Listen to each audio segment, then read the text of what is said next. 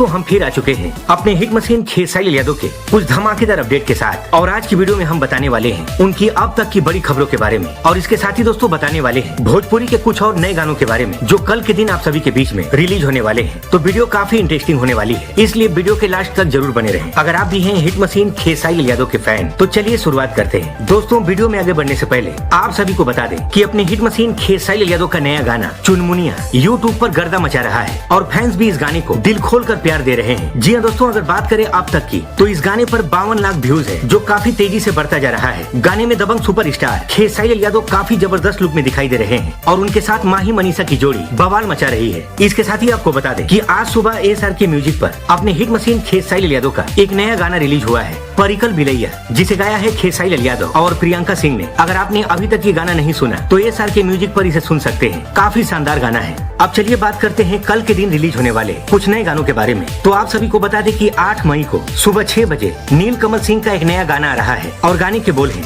छोट लागे देवरा, जो काफी जबरदस्त गाना होने वाला है। इसके साथ ही आपको बता दें कि टुनटुन यादव का एक नया गाना आ रहा है सुजय म्यूजिक वर्ल्ड चैनल पर, जिस गाने के बोल हैं जनुआ बरांड बड़ुए। तो इसी के साथ मिलते हैं अगली वीडियो में, तब तक के लिए जय हिंद, जय भोजपुरी।